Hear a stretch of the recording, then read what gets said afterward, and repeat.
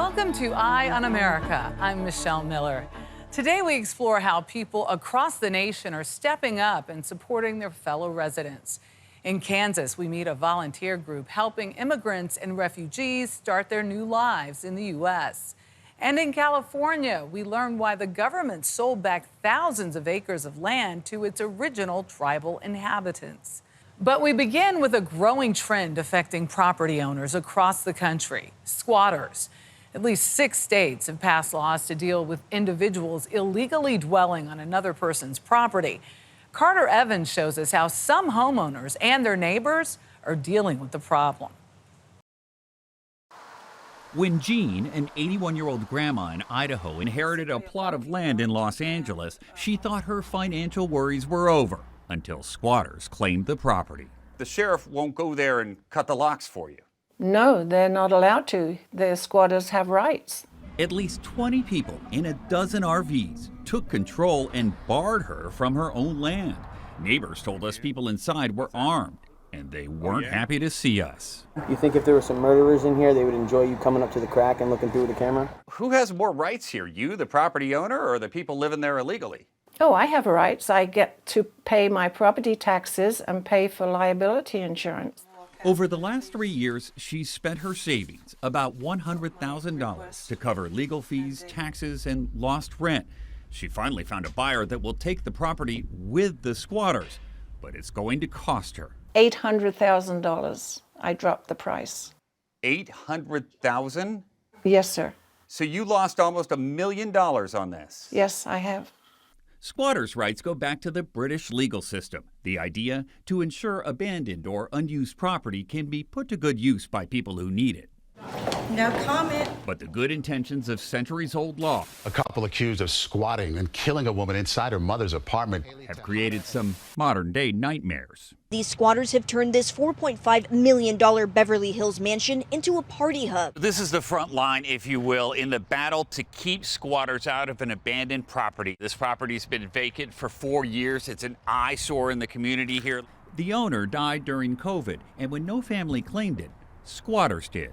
See the broken windows there, the graffiti, and someone's been living in this. It's been a horrible nightmare. Terry Cortez lives next door and wants the city to tear it down. I think the neighbors and I are very scared sometimes of what kind of people come up, and people sometimes come in. Since law enforcement can't do much and court battles can take years, others are now stepping in with different approaches. It's not right to not pay your utilities or your rent. I was about to move too until he turned off the lights. Lando Thomas and Kimry Kotchik run a company called Squatter Squad. What happened when the owner came to clean the place after the Airbnb ended? The Airbnb guest refused to leave. And that's it? Yep, that's it. And Los Angeles says he can stay. They break locks squatters install and put up cameras to monitor them 24/7. But so far, nothing has chased this squatter away. The police's hands are tied, the sheriff's hands are tied. Squatting is a problem for landlords reaching far beyond Southern California. According to a survey from the National Rental Home Council, cities in Texas, Georgia, and Florida have more squatters than any other metropolitan area. Knock, knock. But there are solutions. Sam J, you in there, bro? We continue with our look into the legal complexities of squatters' rights. Some homeowners are enlisting the assistance of a so-called squatter hunter to take action when the law offers no help. Here's Carter Evans with part 2 of his report. When Flash Shelton found a squatter in his mother's home in Northern California 5 years ago, Are you Flash? Yeah. I'm Marla. Hey. I'm really sorry. he figured out a way to work around the system that often appears to protect the squatter, not the property owner. Shelton outsquats the squatter. These people feel like the law allows them to do it, so why not me? The squatter hunter, as he's known, This is the woman leaving at 5:06 a.m. targets squatters like this woman who moved into an apartment without permission while it was being fixed up. The property owner has provided Shelton with a legal lease to the apartment. Based on the conversations and based on everything, I'll make a decision whether I'm going to literally move in with them. Because he's now the real tenant, he can change the lock and turn the tables on the squatter. They can't kick me out because I have a lease. So it's a game, it's a chess match. Sometimes the squatter calls the cops. In this case, they quickly determined it's a matter for civil court, which still could take months to resolve with no guarantees. Squatters are taking advantage of people. They just know that there's a system out there that allows them to live rent-free. If someone takes possession of a property illegally, they're in violation of the law. State Senator Bob Archuleta pushed through a new law in California allowing property owners to file a no trespass notice with local police. It's good for a year, and it's there, it's on record. This way it gives the authority for the officers to respond because it's already been registered that no one is allowed in that building. Florida also has a new law allowing cops to evict squatters immediately when they don't have a valid lease, and several other states have passed or proposed tougher measures on squatting. But until there are new laws on the books, They're just saying, we're not leaving. Lando Thomas and Kimberly Kotchik will confront squatters for a fee, Knock, knock. starting at $2,500. MJ, you in there, bro? How you doing, man? This time, they're trying to get a 26-year-old named Samjay to leave this Airbnb rental, along with his pregnant girlfriend and their 5 dogs. You were supposed to leave on the 10th. This property owner needs his property back. I would love to give it back to him, and as I've said, as soon as we can get a place. It's now a race against time. If Samjay manages to stay here for 30 days, they'll have to go to court to evict him, where the law considers squatters legitimate tenants with certain rights of their own. Are you going to move out? It's not possible for me to get all my stuff out now. So where will you go when you leave here? We got nowhere to go. It sounds like you're saying you're on the verge of homelessness. You could say that. Yeah, times are tough. The squad finally talks Samjay into leaving with an offer to pay for a motel room and storage while he looks for a new place to live. And as hard as that may be to believe, for now, it's the quickest and cheapest way to get this squatter to leave a property he doesn't actually own. Coming up, how one city's police force and at-risk youth are finding common ground. This is Eye on America.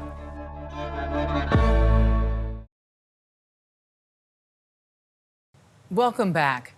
An Atlanta-based program is working to reduce crime by bringing together the police and the people they serve in a familiar setting, the barbershop. Tarika Duncan introduces us to the folks behind the accessible and approachable program.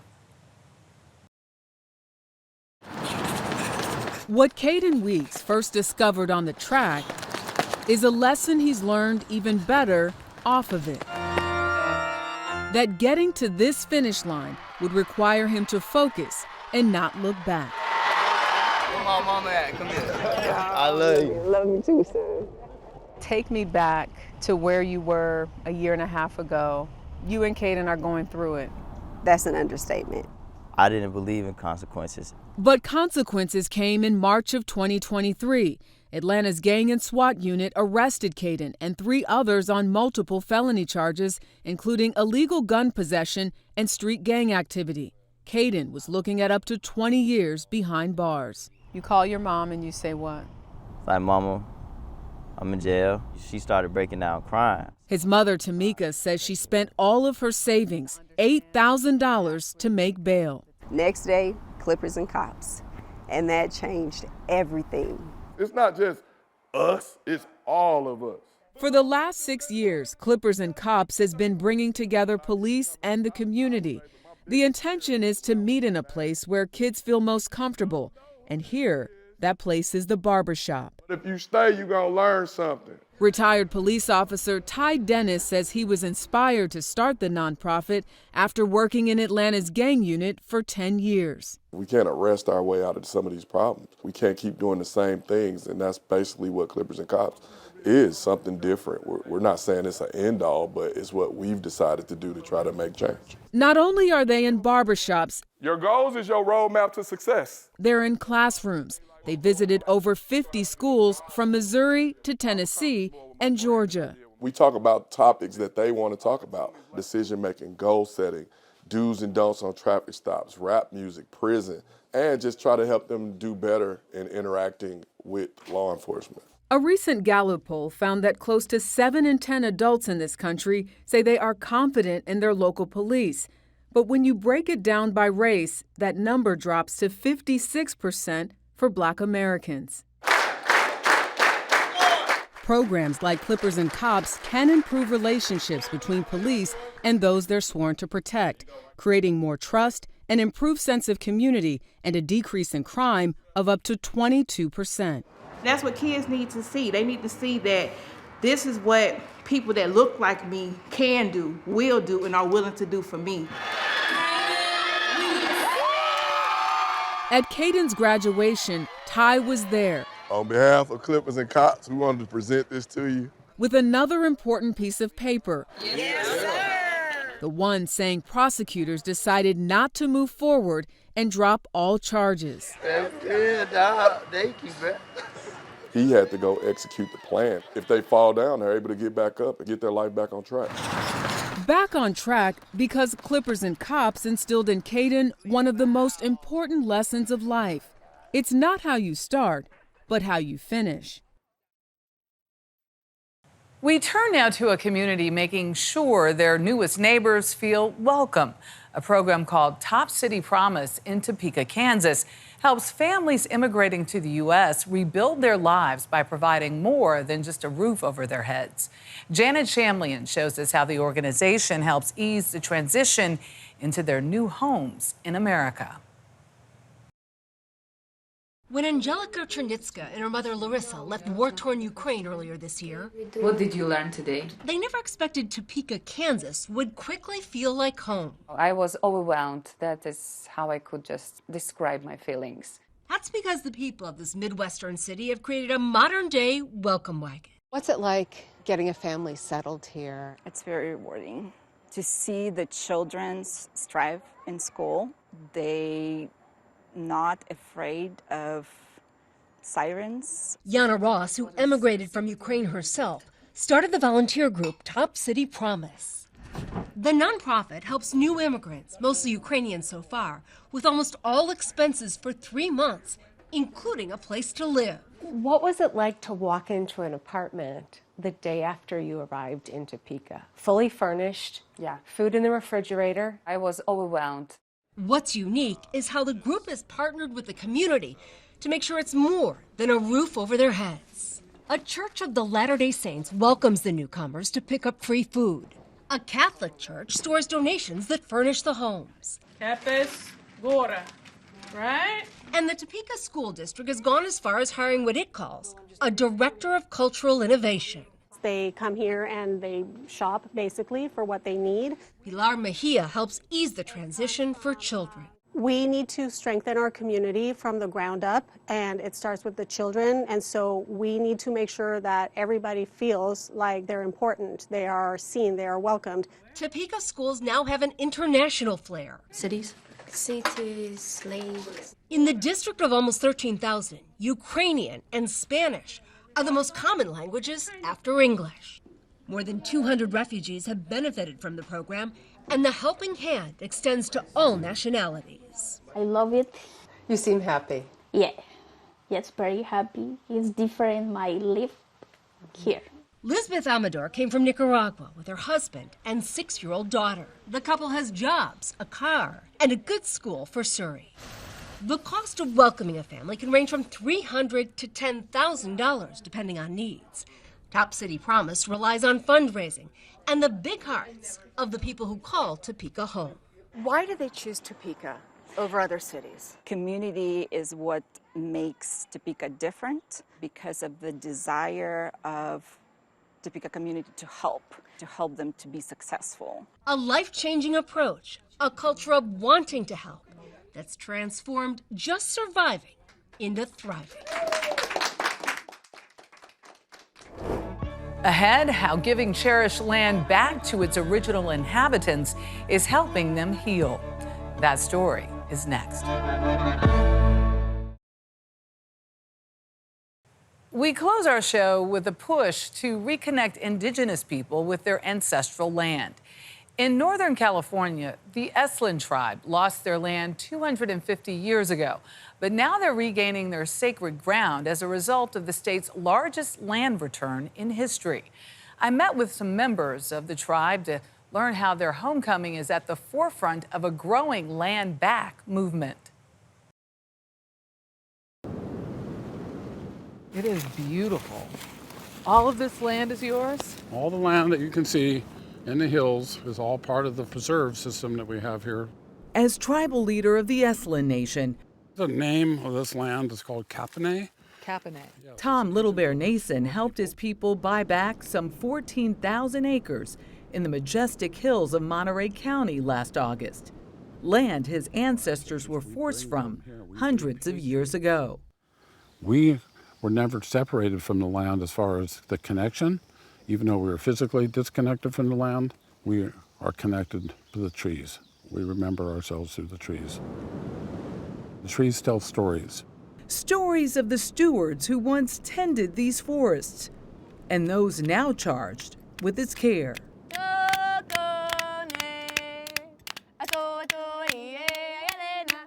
Chanel Keller performs a sacred ritual of both gratitude and cleansing.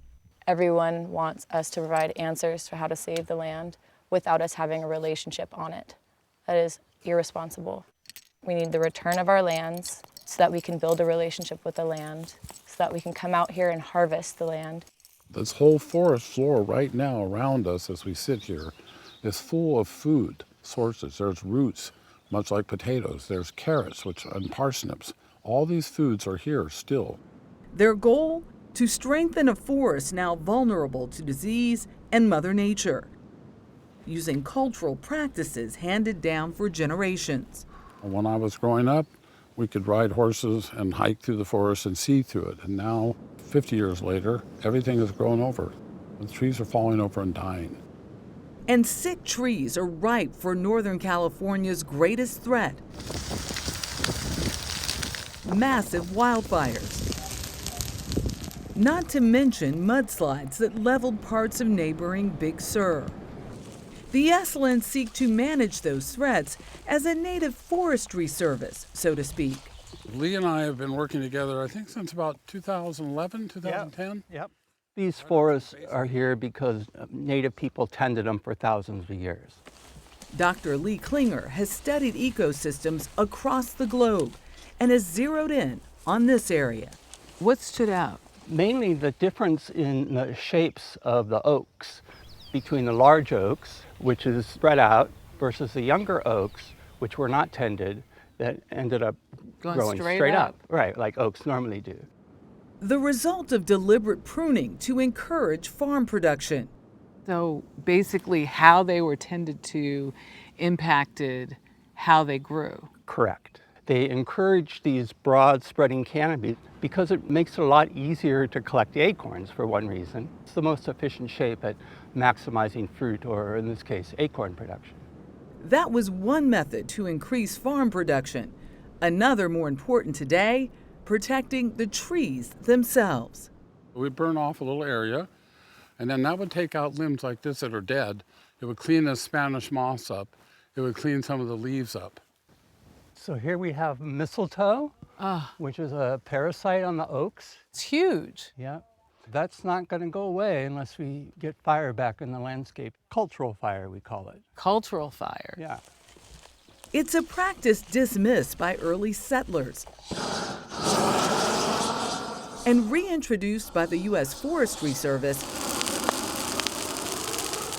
when scientists realized its effectiveness in preventing larger, more destructive fires. And the elders always taught us that if you don't burn, it'll get overgrown, it'll grow against the trees. When the lightning fire comes, a natural fire, it'll burn through and take all the trees out. So we were always working around these trees because we learned that from nature. Dr. Klinger believes the Esalen's more intensive approach can be scaled up.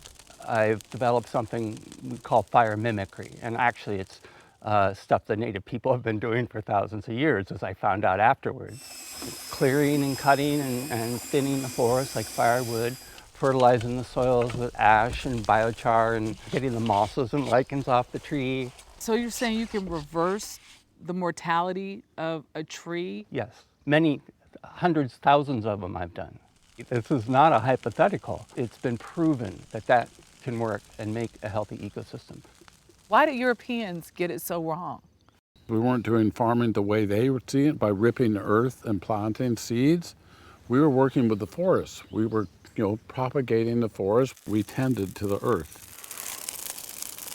I admire the tree here. I come here and give thanks and gratitude. We do as a tribe. Tending to the needs of many precious species that inhabit this plain. Is it too late? It's not too late.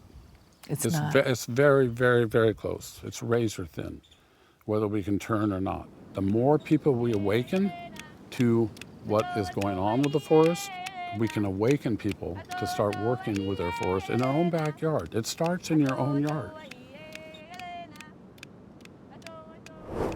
For more stories like these and live coverage of breaking news, stream us right here on CBS News 24/7. I'm Michelle Miller. Thank you for watching Eye on America.